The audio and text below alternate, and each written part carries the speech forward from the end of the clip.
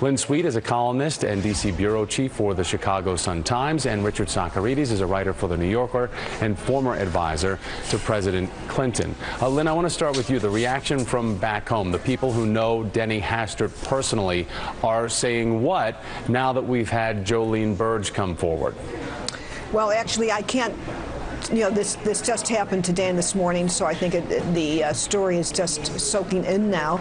But what I can tell you, Tom, is that in the last few days there has been a distancing of people from Speaker Hastert anyway, even without this.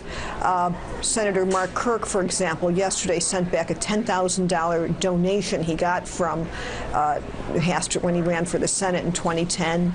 The Wheaton College Center, named after the Speaker, already took his name off of it. So I think with this story, the distancing will just continue.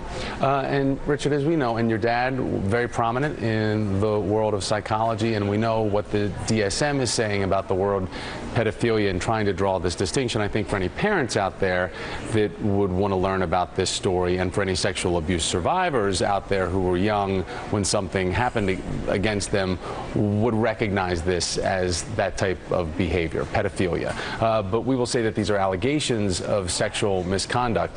We need to make a big distinction here, though. He is not charged for any of that. What he's charged for is the fact that he tried to cover it up with these payments. So right, that's what he's been indicted for. That's what he's been indicted for. So we have to be very careful here. It's such an unusual story, right? Because we don't really know what happened. We have some allegations. We have allegations about bank fraud and some money impropriety from the federal government. But then we have these unsubstantiated allegations from a mother whose son has passed away. I don't mean to suggest that they're not true. They very well may be true, and I don't mean to doubt the people who are putting them forth now, but we don't know what happened. What we do know, though, is that there's a lot swirling around this, and it is an incredible tragedy for everyone involved. Certainly for the people, the kids who may have been involved, and for the families on that side.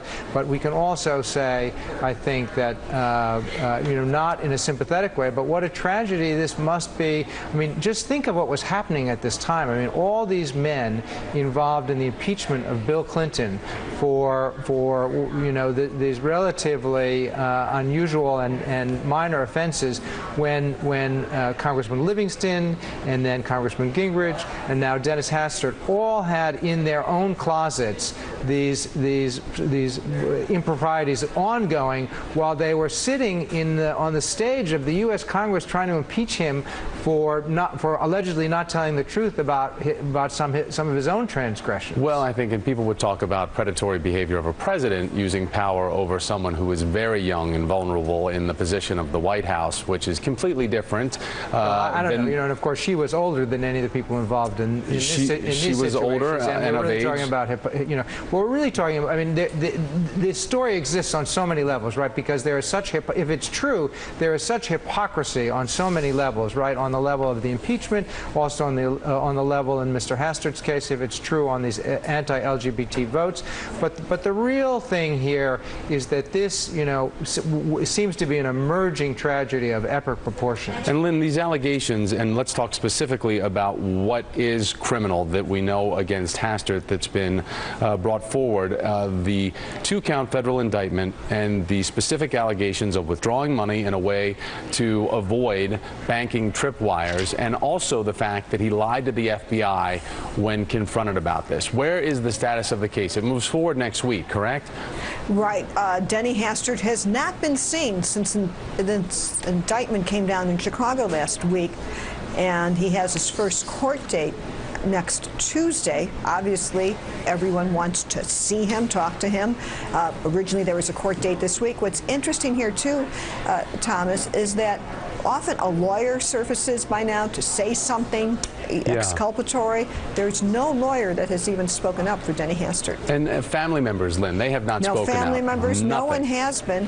And that's why this is, as it was just said, a very unusual case. This is about something that happened before Hastert started his public career.